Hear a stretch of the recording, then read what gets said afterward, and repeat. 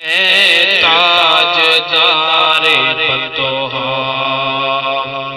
جلوہ ذرا دکھانا، اجڑے ہوئے چمن میں بن کر بہار آنا، اجڑے ہوئے چمن میں بن کر بہار آنا، اے تاجدار فتوحا جلوہ ذرا دکھانا، اے تاجدار فتوحا۔ ہم ہیں برے خدا را رکھ لینا لاج آقا، ہم ہیں برے خدا را رکھ لینا لاج آقا، کھوٹے ہاں یا محمد کھوٹوں سے بھی نبھا، کھوٹے ہاں یا محمد کھوٹوں سے بھی نبھانا، اے تاجدار فتوحا جلوہ ذرا دکھانا، اے تاجدار فتوحا۔ یہ آرزو ہے دل میں جب جان تن سے نکلے، یہ آرزو ہے دل میں جب جان تن سے نکلے، میرا سر ہو یا محمد اور تیرا آستانہ، میرا سر ہو یا محمد اور تیرا آستانہ،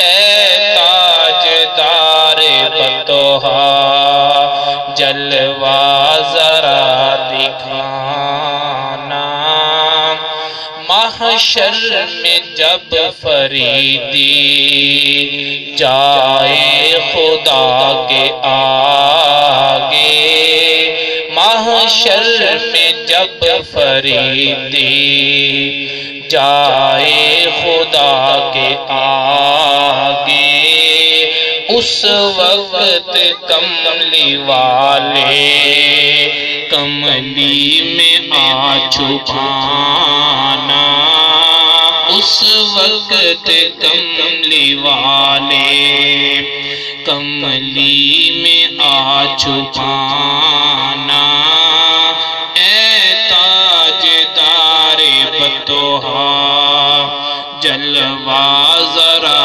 دکھانا، اجڑے ہوئے چمن میں بن کر بہار آنا، اے تاجدار فتوحا۔ غزل جرید عالم نبیل خوش گلو ثنا خان مصطفیٰ حکیم محمد عارف فریدی صاحب، دیگر اہل محبت، اہل مروت، عاشقان مصطفیٰ اور حاضرین محفل میلاد مصطفیٰ، آج کا یہ خوبصورت باوقار اجتماع محمد عامر اور محمد رفاقت دونوں بھائیوں نے مل کر یہ اہتمام کیا اور ہم سب کو پیارے محبوب صلی اللہ علیہ وسلم کی محفل میلاد میں اکٹھا ہونے کا موقع عطا فرمایا۔ اللہ رب العزت ان کی اس کاوش کو قبول فرمائے اور نبی پاک صلی اللہ علیہ وسلم کے ساتھ ان کی اس محبت کو اور زیادہ عروج اور ترقی عطا فرمائے۔ یقیناً محبت مصطفیٰ ہی ایمان کی اصل ہے، ایمان کی جان ہے، ایمان کا مرکز ہے اور ایمان کا ایمان ہے۔ ہم تو میلاد کے قائل ہیں اور ہم نے میلاد کے ذریعے، محفل میلاد کے ذریعے بیٹے بھی اللہ سے لیے ہیں، ترقیاں بھی لی ہیں، برکتیں بھی لی ہیں، گھر بھی لیے ہیں، دنیا بھی لی ہے، آخرت بھی لی ہے۔ لیکن آج محفل میلاد کی اس محفل کے آغاز میں آپ کو ایک حقیقت، تاریخ کی حقیقت جو آج بھی کتابوں میں تحریری شکل میں موجود ہے، اس تحریر کی صورت میں آپ کو یہ بتانا چاہوں گا کہ جو لوگ آج میلاد سے اعراض کرتے ہیں، ان کے بڑوں نے بھی کل جو لیا تھا وہ میلاد سے ہی لیا تھا۔ کسی پر طنز کرنا میری عادت نہیں ہے، کسی پر انگلی اٹھانا مجھے اچھا نہیں لگتا، لیکن حقیقت کو اجاگر کرنا یہ ہر محقق کا حق ہے۔ تحقیق کا یہ اصول ہے کہ جو بھی ماضی میں گزر چکا اسے سامنے لایا جائے۔ اب کوئی اس سے کیا سمجھتا ہے اس کی مرضی، کوئی اسے چھپاتا ہے اس کی مرضی، یا چھپاتا ہے اس کی مرضی۔ کتاب کا نام ہے نشر الطیب، کتاب کا نام ہے نشر الطیب فی ذکر الحبیب۔ اگر معنی سمجھ لینا اس کا، نام کا معنی یہ ہے کہ محبوب کا ذکر کرنے سے خوشبوؤں کا پھیلنا، یہ کتاب کا نام ہے۔ نشر الطیب، خوشبوؤں کا پھیلنا، فی ذکر الحبیب، محبوب کے ذکر سے۔ پتہ چلا یہ تو وہ بھی مانتے ہیں کہ جہاں ذکر حبیب ہوتا ہے وہاں خود خدا قریب ہوتا ہے۔ مصنف کا نام مصنف کا نام ہے مولانا اشرف علی تھانوی، مولانا اشرف علی تھانوی۔ کسی کو برا بھلا نہیں کہہ رہا، حقیقت کو واضح کر رہا ہوں۔ اچھا لگے آپ کی مرضی، نہ اچھا لگے آپ کی مرضی۔ کتاب کیوں لکھی؟ جب بھی کوئی کتاب لکھی جاتی ہے نا تو کتاب لکھنے والا شروع میں لکھتا ہے میں نے یہ کتاب کیوں لکھی، مجھے کیا ضرورت پیش آئی تھی کتاب لکھنے کی۔ اسی طرح دیباچہ نشر الطیب میں بھی لکھا گیا، اور اشرف علی تھانوی صاحب نے یہ لکھا کہ میں نے کتاب اس لیے لکھی ہے کہ ہمارے علاقے میں آ گیا طاعون۔ طاعون کیا بیماری ہے، کیا مرض ہے، کیا وبا ہے۔ پاکستان کے ابتدائی دنوں میں ہندوستان میں طاعون آیا تھا۔ اگر کوئی بوڑھا جیتا جاگتا اس دور کی یادوں کو اپنے ذہن میں محفوظ رکھتا ہے تو اسے پتا چلے گا کہ ایک ایک بستی سے ایک ایک دن میں 70 جنازے اٹھا کرتے تھے۔ یہ طاعون ایسی لا علاج مرض ہے، ایک گلے پر بنتا ہے پھوڑا پھنسی اور وہ پھیلتا جاتا ہے، ایسے کہ سانس وانی نالی کو اپنی گرفت میں لے لیتا ہے، سانس بند ہو جاتا ہے۔ جب تک مرض کی تشخیص ہوتی ہے تب تک مریض جو ہے وہ چارپائی پہ آ پڑتا ہے، تب تک اس کو غسل کے تختے پر بچھا دیا جاتا ہے۔ ایسا بھی مہلک مرض وبا کی طرف بستیوں کو اپنی لپیٹ میں لیے جا رہا ہے، مولانا اشرف نہیں کرتا۔ یہ تو نمازی اور بے نمازی کا لحاظ کوئی نہیں کرتا، یہ تو باشرہ اور بے شرع سب کا صفایا کرتا ہے۔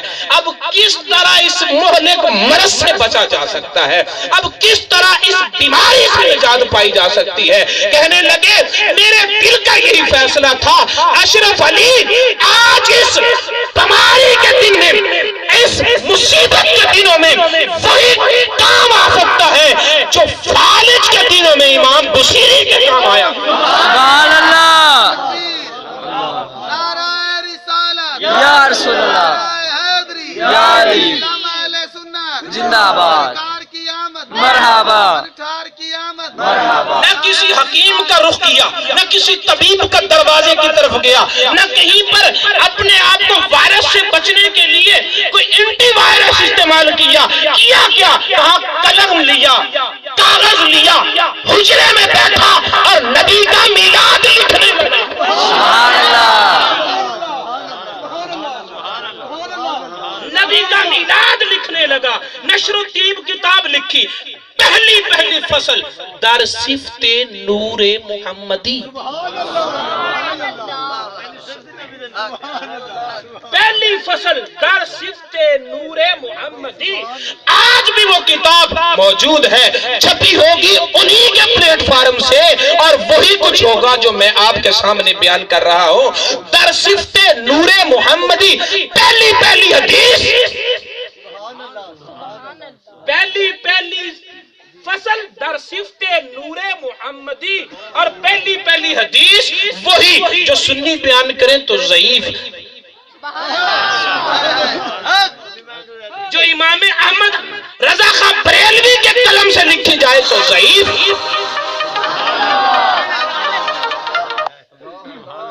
जो मुहद्दिस आज़म पाकिस्तान बयान कर दे तो ज़ईफ,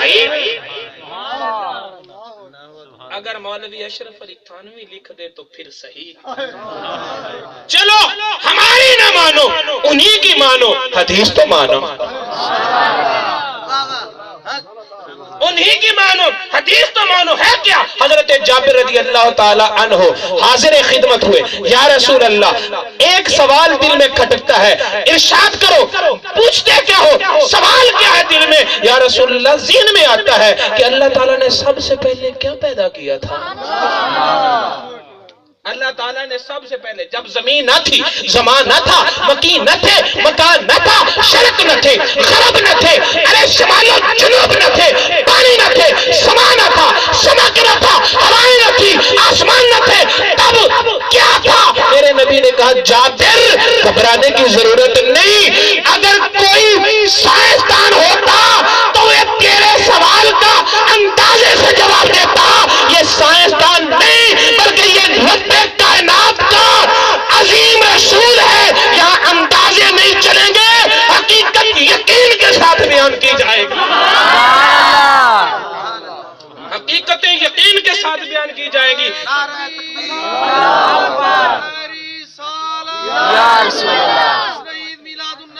जिंदाबाद। ऐ जाबिर, अल्लाह रब्बुल इज्जत ने सारी कायनात से पहले तेरे नबी के नूर को पैदा किया। तेरे नबी के, बोलो ना, समा बना उससे, चांद बना उससे, चांदनी बनी उससे, सूरज बना उससे, मलाइका बने उससे, नबी बने उससे, रसूल बने उससे, औलिया बने उससे, अब्दाल बने उससे। हदीस नूर को अगर तफसील से पढ़ा जाए तो मेरे नबी ने फरमाया, अर्श मिन नूरी, कुर्सी मिन नूरी, अस्समावात मिन नूरी, वल अर्दीन मिन नूरी, अल अंबिया मिन नूरी, वल औलिया मिन नूरी, अल कायनात मिन नूरी। ऐ जाबिर, मेरा नूर फैलता गया, रब की कायनात बनती गई।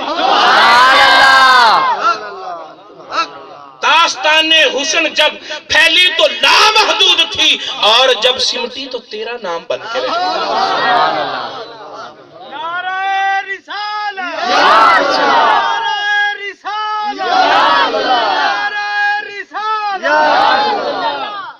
कहते हैं वो अपनी नूरानियत के साथ ही तो हर जगह मौजूद हैं, के साथ ही हर जगह मौजूद हैं। तब कहते हैं कि अपने जिस्म के साथ मौजूद हैं। हाँ, ये जरूर मानते हैं कि वो अपने जिस्म के साथ जब चाहें, जहां चाहें जा भी सकते हैं, आ भी सकते हैं, लेकिन कहते हैं है नजर क्यों नहीं आता?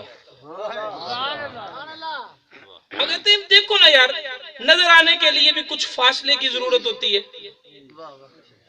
नजर आने के लिए कुछ फासले की जरूरत होती है।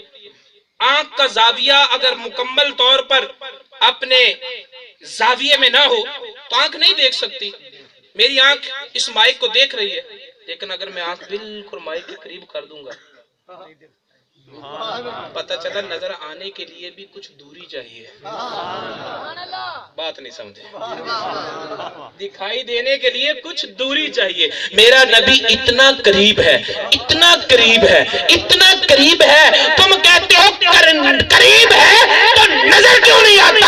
हम कहते हैं करीब भी इतना है कि नजर नहीं आता।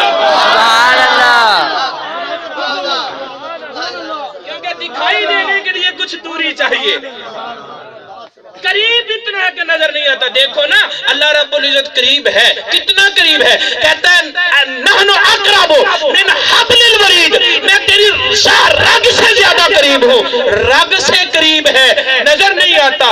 نبی تو النبی اولا بالمؤمنین من انفسہم، رگ کاٹ دو کچھ تڑپ کے جاتا ہے، جان نکل جائے تڑپنا بھی ختم ہو جاتا ہے. خدا رگ سے زیادہ قریب ہے، نبی جان سے زیادہ قریب ہے. سبحان اللہ.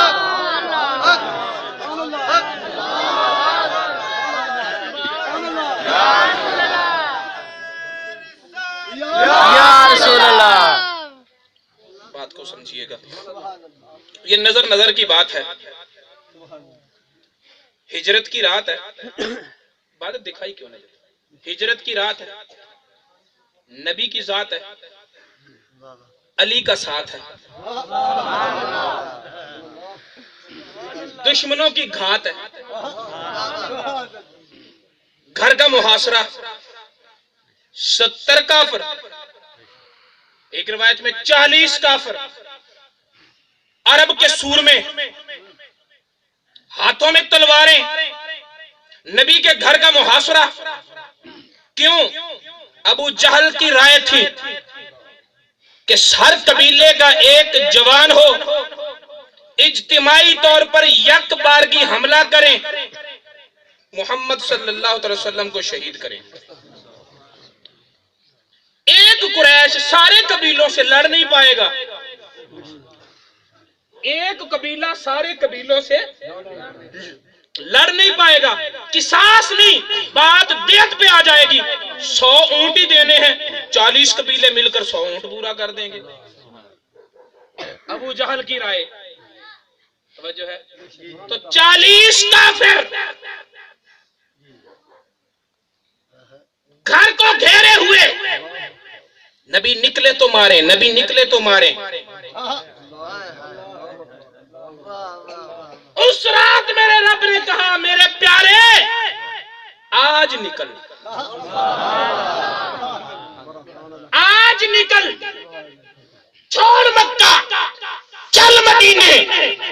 اب میرے نبی نکلنے لگے. ایسے نکلے، گھر میں کچھ امانتے ہیں، کسی امین کی ضرورت ہے. گھر میں کچھ امانتے ہیں، کسی امین کی ضرورت ہے. پاس کچھ وراثتیں ہیں، کسی وارث کی ضرورت ہے. کچھ وصیتیں ہیں، کسی وصی کی ضرورت ہے. ارے ایک وجود ایسا چاہیے جو امینوں میں امین بھی ہو.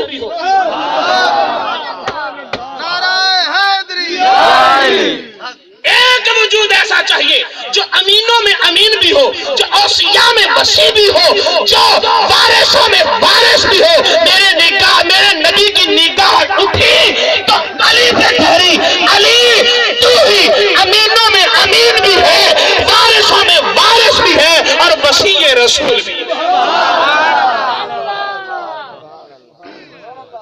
پہ سو جا، صبح اٹھنا، فلاں فلاں فلاں فلاں فلاں فلاں کی امانتیں فلاں فلاں فلاں فلاں تک پہنچانا. میلاد کی محفل منانے والوں، میرے نبی کی محفل سجانے والوں، میں یہاں رک کر آپ کو کچھ غور کرنے کی دعوت دیتا ہوں. ہم کس نبی کا کلمہ پڑھنے والے ہیں؟ اندر امانتوں کا، باہر تلواریں، باہر تلواریں سونت کر کھڑے ہیں. نکلے تم جان سے مارے، اور اندر وہ نبی انہی لوگوں کی امانتوں کا بندوبست کر رہا ہے جو باہر مارنے کے لیے کھڑے. ہم کسی نے آنکھ اٹھائی، اگر اس کا 10,000 ہے بس وہ تو گیا. کسی نے زبان کھولی، اگر ہم نے اس کے کچھ دین لین کرنا بس وہ تو گیا. لوگوں کے حق مارنے والوں، کسی کا ناحق مال ضبط کرنے والوں، یتیموں کے مال سے گلشن اڑانے والوں، مسکینوں اور بیواؤں کے حق کی زکات کھانے والوں، غور کرو تم نے کس نبی کا کلمہ پڑھا ہے. جس نبی کو مارنے والے، جان کے دشمن تلواریں سو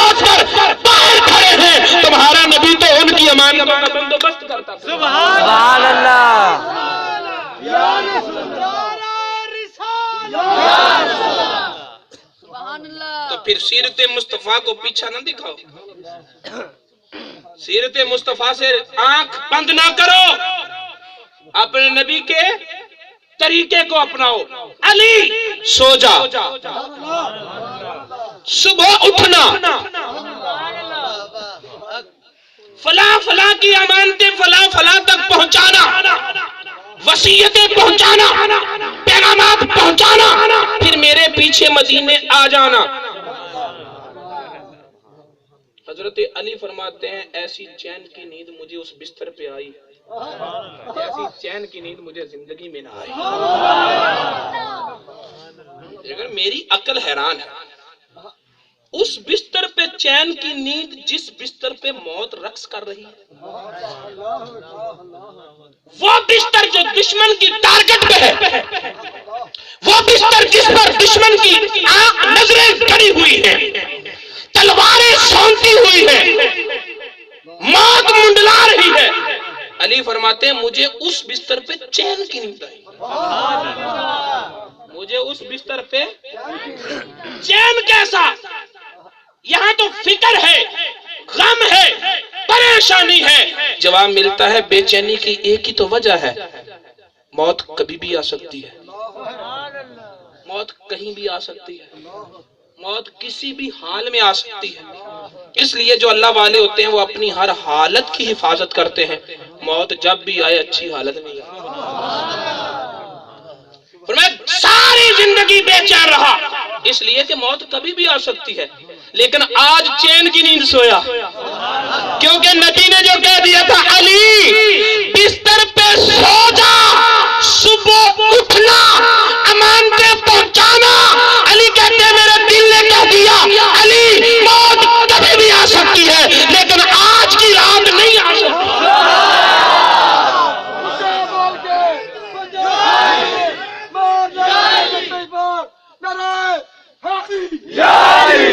موت کبھی بھی آ سکتی ہے، آج نہیں آ سکتی، کیونکہ نبی نے کہہ دیا صبح اٹھنا، نبی نے کہہ دیا صبح اٹھنا، امانتیں پہنچانا، مدینے آ جانا۔ میں یقین ہو گیا تو مدینے جانے سے پہلے مجھے موت نہیں آ سکتی۔ میرے نبی نکلے، 40 کافر، کتنے؟ 40 کافروں کی آنکھیں کتنی؟ 40 کافر، آنکھ میں بھی فرق ہوتا ہے، آنکھ میں بھی فرق ہوتا ہے۔ پاکستان کی جب تحریک چلی تھی نا تو دلی کی جامع مسجد میں اندرا گاندھی کو بلایا تھا، 70,000 کا مجمع، میں نہیں کسی کا نام لوں گا کہ کنہوں نے بلایا تھا، آپ سمجھیں، سادہ سالہ جشن۔ اندرا گاندھی ہندو تھا، اب 70,000 کا مجمع انہوں نے کاؤنٹ کیا، 10,000 کا بھی کہا جاتا ہے، چلو ہم 70 کو چھوڑتے ہیں، 10 کو مانتے ہیں، 10,000 مسلمان کی آنکھیں کتنی؟ 20,000، بولو 20,000 آنکھوں نے ایک ہندو کو دیکھا اور گھنٹوں ٹکٹکی باندھ کے دیکھا، آیا تو بھی ہندو تھا، گیا تو بھی ہندو۔ 20,000 آنکھوں نے ایک ہندو کو دیکھا، ٹکٹکی باندھ کر دیکھا، اپنے منبر میں بٹھا کے دیکھا، آیا تو بھی ہندو، گیا تو بھی ہندو۔ میرے خواجہ اجمیری نے ایک نگاہ سے دیکھا اور 90 لاکھ ہندو کو کلمہ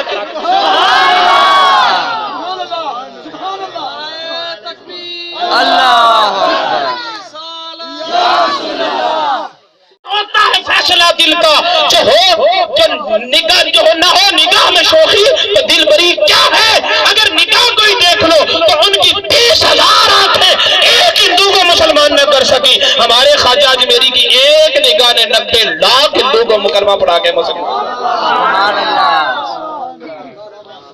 آنکھ میں فرق ہوتا ہے۔ 40 کافر، 80 آنکھیں ایک دروازے پہ ٹکٹکی لگا کے کھڑی ہے۔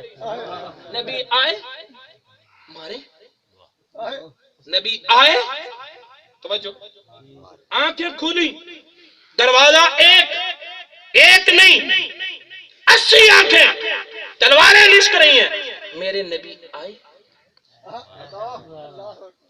مٹی سے مٹھی اٹھائی، شاہت الوجوہ کہہ کر پھینکی، سب کو لگی، سب کو لگی، جس کو لگی نا، آنکھیں کھلی ہیں، بند نہیں، نبی آئے نظر نہیں آئے، نبی گئے نظر نہیں آئے، ان کے درمیان سے گزرے نظر نہیں آئے، ان کی تلواروں کو ہٹاتے ہوئے راستہ بناتے ہوئے گزرے نظر نہیں آئے۔ ہم تو کہتے ہیں بھئی ہمیں اپنے گھروں میں نبی محسوس ہوتے ہیں، اپنی مسجدوں میں نبی محسوس ہوتے ہیں، اپنی محفلوں میں نبی محسوس ہوتے ہیں، اپنے دلوں میں نبی محسوس ہوتے ہیں، اپنی روح میں نبی محسوس ہوتے ہیں، بولتے ہیں تو دکھائی کیوں نہیں دیتے ہیں، تو دکھائی کیوں نہیں دیتے؟ ہم کہتے ہیں اگر یہ دیکھو کہیں کسی بڑے کو کنکر نہ لگی ہو،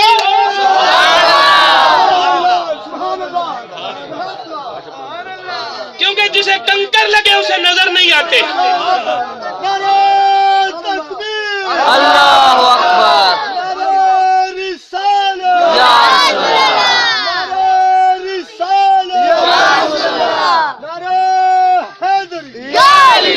وہ قریب اتنے ہیں کہ نظر نہیں آتے، تم کہتے ہو دور ہیں نظر نہیں آتے، میں کہتا نہیں وہ قریب اتنے ہیں کہ وہ نظر نہیں آتے، کیونکہ دکھائی دینے کے لیے کچھ فاصلے کی ضرورت ہے، دکھائی دینے کے لیے کچھ فاصلے کی ضرورت ہے، اور وہ قریب اتنے ہیں کہ نظر ہی نہیں آتے۔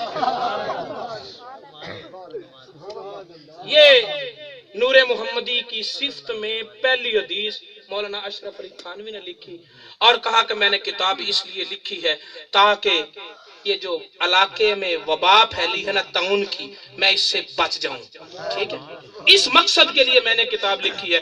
پھر اسی دیباچے کی اسی لائن پر حاشیہ لگا کر نیچے لکھا ہے، کہتے 6 ماہ میں میں نے کتاب مکمل کی، ادھر کتاب مکمل ہوئی، ادھر پورے علاقے سے طاعون ختم ہو گیا،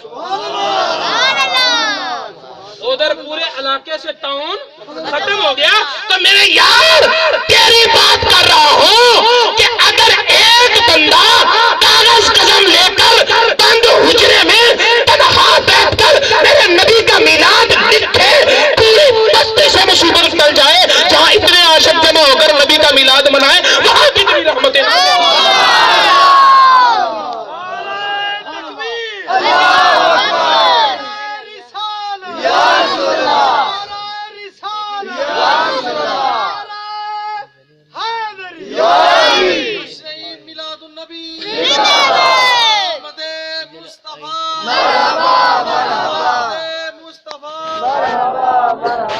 وقت کافی ہو چکا، جس آیت کریمہ کو میں نے تلاوت کیا ہے نا، میں اس پر ہی ساری گفتگو کرنا چاہتا تھا، لیکن اب ساری گفتگو اس پر کرنے کا وقت نہیں رہا۔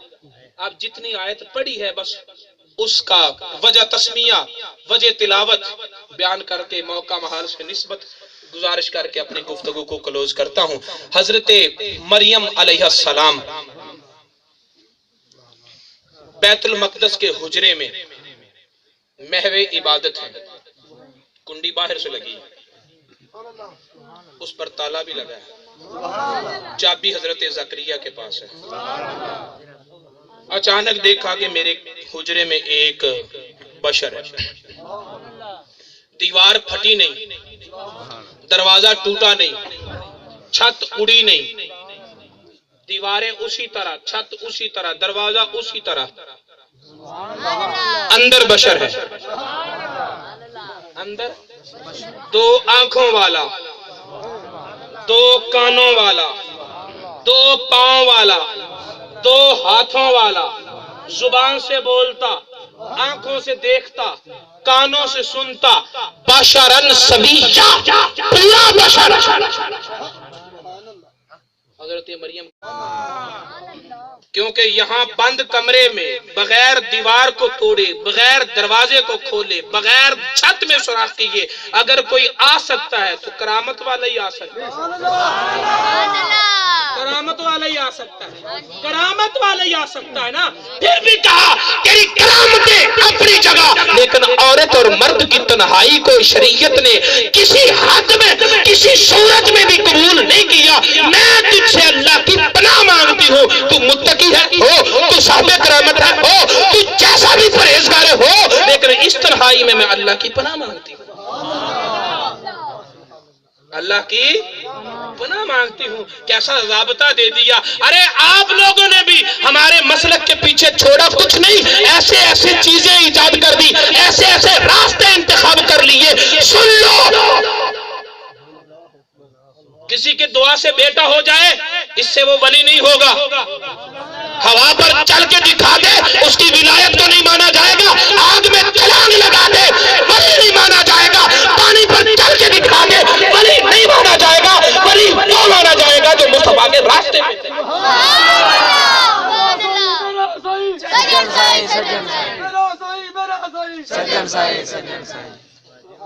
ولی وہ مانا جائے گا جو نبی کے راستے پر ہوگا، جو قرآن کے راستے پر ہوگا، جو حدیث کے راستے پر ہوگا، ولی وہ مانا جائے گا۔ اگر کسی نے کوئی تھوڑا سا کرشمہ دکھا دیا، دکھایا بھی اللہ نے اپنی قدرت سے ہو، ہم نے ایسا یقین رکھا اب قرآن پیچھے پیر آگے، حدیث پیچھے پیر آگے، اگر ایسی پیری مریدی ہے تو سن لو اس پیری مریدی کا جماعت اہل سنت کے ساتھ کوئی رشتہ نہیں۔ نعرہ تکبیر، نعرہ رسالت، نعرہ حیدری، بات کڑی بھی لگے آپ کی مرضی، بات کو قبول کر لو آپ کی مرضی۔ پیر دیکھنا ہے محدث اعظم پاکستان کو دیکھو، پیر دیکھنا ہے اعلیٰ حضرت فاضل بریلوی کو دیکھ لو، پیر دیکھنا ہے شیخ الاسلام خواجہ قمر الدین سیالوی کو دیکھ لو، پیر جماعت علی کو دیکھ لو۔ پیر وہ ہے جو نبی تک پہنچائے، نبی پھر خدا تک پہنچائے، جو اپنے تک رکھے آگے نہ لے جائے وہ دکانداری ہے۔ تو اگرچہ متقی ہے، صاحب کرامت ہے، پرہیزگار ہے، اللہ کی پناہ مانگتی ہوں، وہ آگے سے بولا، توجہ، انا رسول رب کے، او میں بشر نہیں، تیرے رب کا رسول ہوں۔ اور نظر تو بشر آ رہا ہے، کہتا نہیں میں رسول ہوں۔ غور کرو، قرآن نہ ہو سورہ مریم کی آیتیں 25 نمبر میں نے تلاوت کی ہے، 100واں سپارہ ہے، تیسرا چوتھا رکوع ہے، گھر میں اٹھا کے قرآن کھول، اپنی مرضی کا ترجمہ پڑھ، اگر وہی بات نہ ہو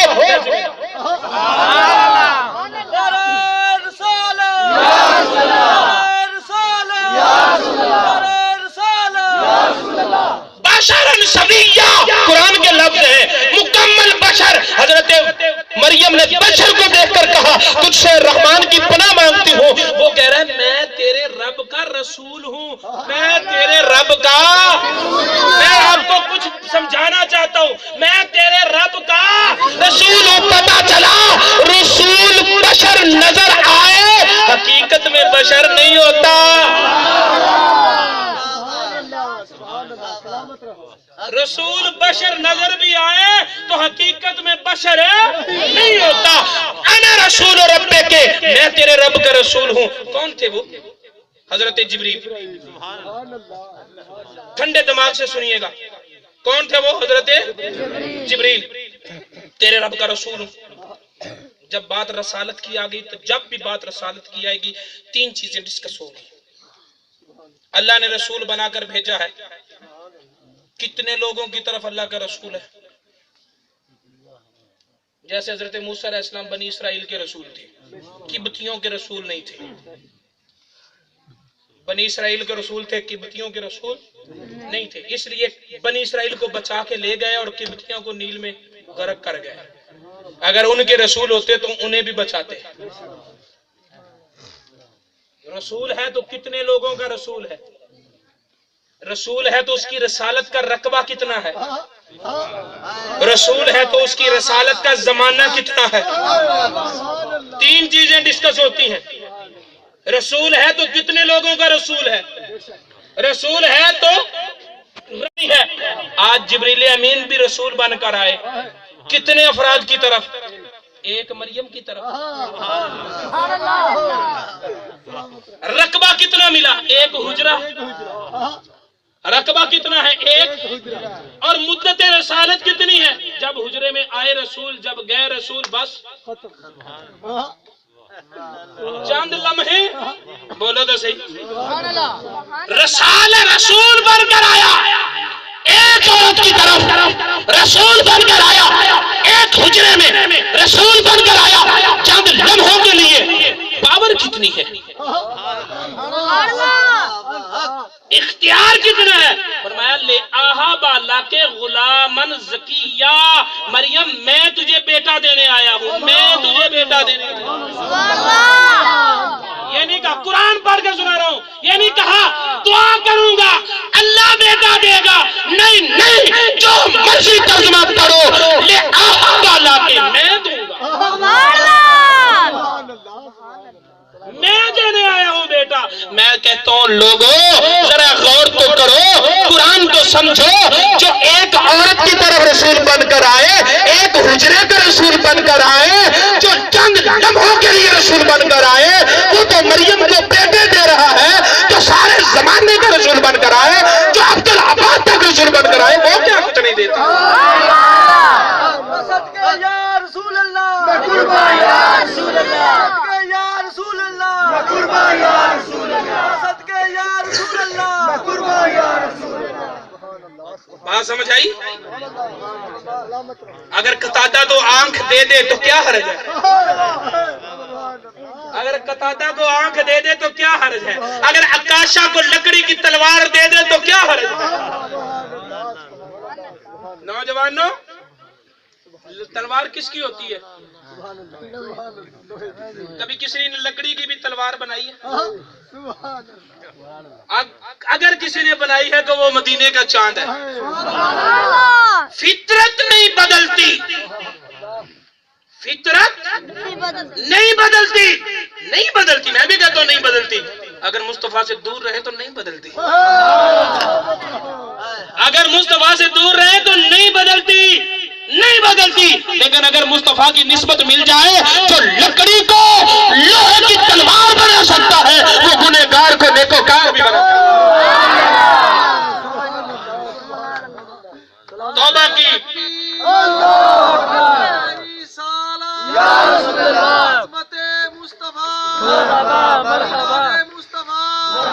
اکثر نوجوانوں کو کہتے ہیں یار نمازی بن جاؤ، یار داڑھی شریف رکھ لو، یار آ جاؤ توبہ کر لو. وہ کہتے ہیں 1000 بار توبہ کی ہے، لیکن توبہ پہ جمع نہیں جاتا، عادتیں چھوٹتی نہیں ہے، اب فطرت بدلتی نہیں ہے. کیا کریں؟ پھر مجھے تو یہی نسخہ ملا ہے. جب میں نے یہ حضرت عکاشہ والی روایت پڑھی تو میں نے یہی دعوت دینی شروع کر دی کہ دوستو آؤ درود پاک پڑھتے پڑھتے نبی کی نسبت تم اختیار کر لو، تمہاری عادتیں وہ بدل دے گا، تمہاری عادتیں وہ بدل دے گا. جو لکڑی کو لوہا بنا سکتا، اللہ نے تو اسے لکڑی بنایا تھا. کوئی لیکھ وچ میکھ نہیں مار سکتا، اللہ کی تقدیر کوئی پھیر نہیں سکتا، نہیں پھیر سکتا، کوئی نہیں پھیر سکتا. لیکن اللہ اپنے یاروں کو راضی کرنے کے لیے خود اگر پھیر دے، یاروں کو راضی کریں گے. وہ یاروں سے مراد ایرے غیرے نہیں ہے، یہ ذہن میں رکھنا. نہ شریعت کا پتہ، نہ طریقت کی خبر، اور میں آ گیا ہوں تیری تقدیر کا ستارہ چمکانے والا. نہیں، میری تقدیر کا ستارہ صرف مدینے کے چاند سے چمکتا ہے. صرف مدینے کا چاند ہے جو تقدیر کے ستارے چمکاتا ہے. توجہ ہے ذرا. لکڑی کو لوہا بنا دیا، نہ لکڑی لوہا بنتی، کٹ جاتی، اب کاٹ رہی ہے، اب کاٹ رہی ہے. جو لوگوں نے لوہے کی تلواریں بنائی تھی، جس لوہے کو اللہ نے لوہا بنایا تھا، اس لوہے کی بنی ہوئی تلواریں ٹوٹتی رہی. لیکن حضرت عکاشہ کہتے خدا کی قسم، جس لکڑی کو مصطفیٰ نے لوہا بنایا تھا وہ کبھی نہیں کٹی، وہ کبھی نہیں ٹوٹی.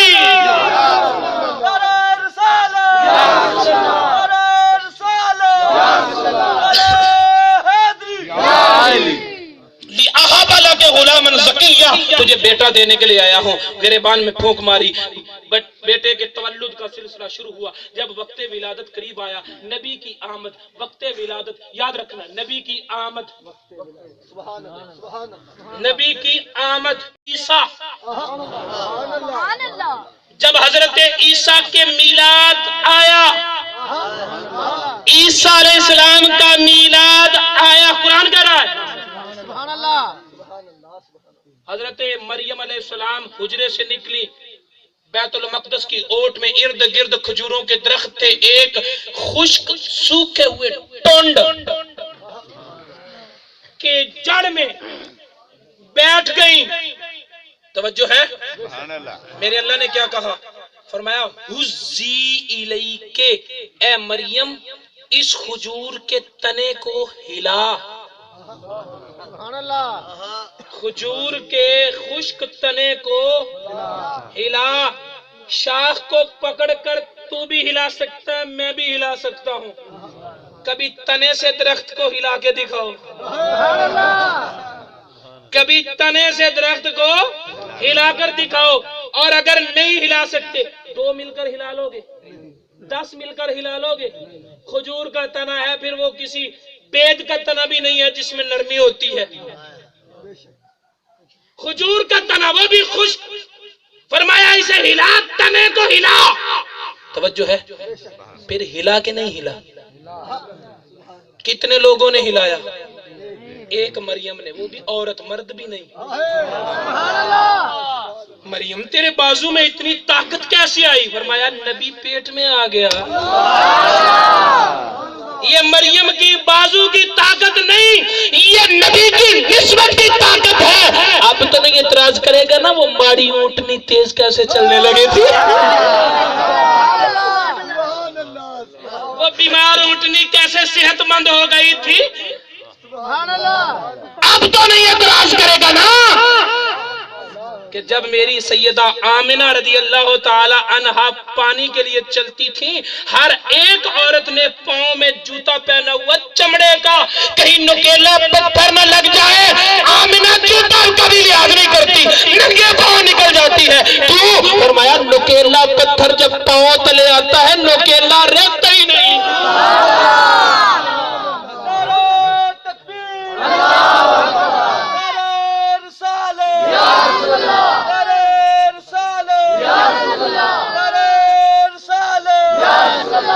ہم تو وہ بات مانتے ہیں جو ثابت ہو, جو ثابت نہیں وہ مانے کیسے؟ ہر ایک بات ثابت ہے. اگر قرآن حلق سے نیچے اتر جائے, گلے میں اٹک جائے تو کچھ ثابت نہیں رہتا. گلے میں اٹک جائے تو کچھ ثابت نہیں رہتا. حزی نہیں کے بجزء اخلاق, مریم ہلا اسے اپنی طرف. توجہ ہے, ہلایا نہ ہے. اب سمجھ آ گیا ہوگا کہ خیبر کا قلعہ کیسے علی نے فتح کیا تھا.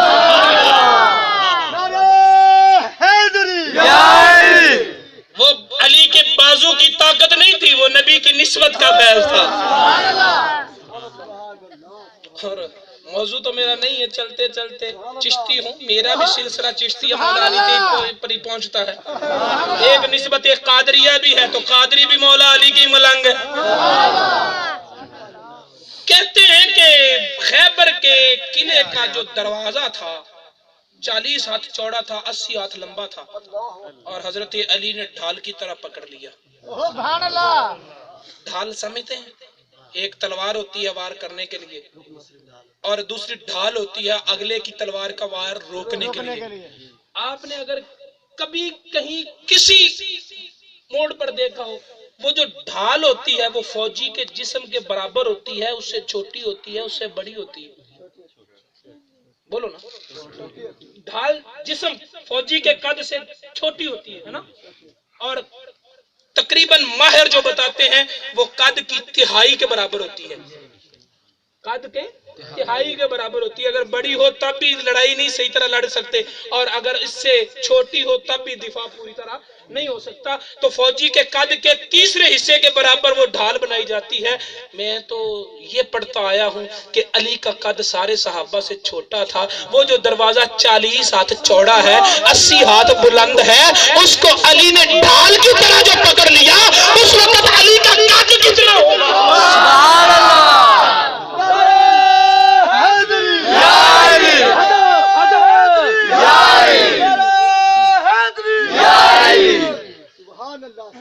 اب تو سمجھ آ گئی ہوگی کہ خیبر کا قلعہ کیسے فتح ہوا تھا. مسجد کوفہ میں بیٹھے خشک روٹی کھا رہے ہیں اور وہ چبائی نہیں جا رہی. علی کے غلام حضرت عنبر نے پوچھا, سرکار ادھر خیبر کا قلعہ ایک ہاتھ سے فتح کر لیا, ادھر خشک ٹکڑے نہیں چبائے جا رہے. کہا یہ میری طاقت ہے, وہ نبی کی نسبت کی طاقت ہے, وہ ایمان کی طاقت تھی. توجہ ہے. غزی الیک, یا اللہ میں اسے کھینچتی ہوں تنے سے پکڑ کے, تو ساقط علیک روتا بن جنیا, تازہ کھجوریں تجھ پہ گریں گی. تازہ کھجوریں تجھ پہ گریں گی. دسمبر کے مہینے میں کھجوریں لگتی ہیں. توجہ تو کرو یارو. دسمبر کا مہینہ ہو, کھجوریں لگتی ہیں کھجوروں پر. اور اگر کھجوریں لگی ہوئی تھی تو وہ جز, لفظ جزعن, نخلون نہیں, نخل بھی کھجور کا درخت ہے, جزعن بھی کھجور کا درخت ہے. نخلون تب کہتے ہیں جب سر سبز ہو, جزعن تب کہتے ہیں جب سوکھا ہوا ہو. قرآن کا لفظ ہے بجزع النخلۃ, کھجور کے خشک تنے کی جڑ میں بیٹھ کر اسے ہلایا. جو خشک تھا اس پر ڈالیاں بھی لگ گئی, پتے بھی لگ گئے, شاخیں بھی لگ گئی, کھجوریں لگ بھی گئی, گر بھی گئی. انتظام کس نے کیا؟ بولو. کھجوریں میٹھی ہیں نا, یہ مٹھائیوں میں شمار ہوتی ہے. توجہ نہیں کیا آپ نے. کھجوریں میٹھی ہیں نا, مٹھائیوں میں شمار ہوتی ہے. تو یہ کھجوروں کا انتظام کس نے کیا؟ بولو نا. اللہ نے. مٹھائی کا انتظام کس نے کیا؟ کب کیا؟ نبی کی ولادت پر. کب کیا؟ نبی کی ولادت پر. لہذا قرآن پڑھنے والوں, اگر قرآن سمجھ آتا ہے کبھی نہ کہو میلاد کی مٹھائی بدعت ہے, میلاد کی مٹھائی شرک ہے, بلکہ مان لو قرآن کہتا ہے کہ نبی کی ولادت پر مٹھائیوں کا اہتمام کرنا اور بانٹنا تقسیم کرنا خود اللہ الرحمن کی سنت ہے.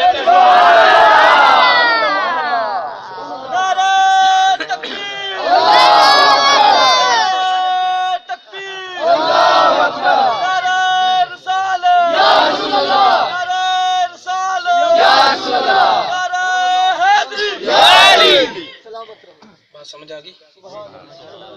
عیسیٰ علیہ السلام کی ولادت پر مٹھائی کا انتظام.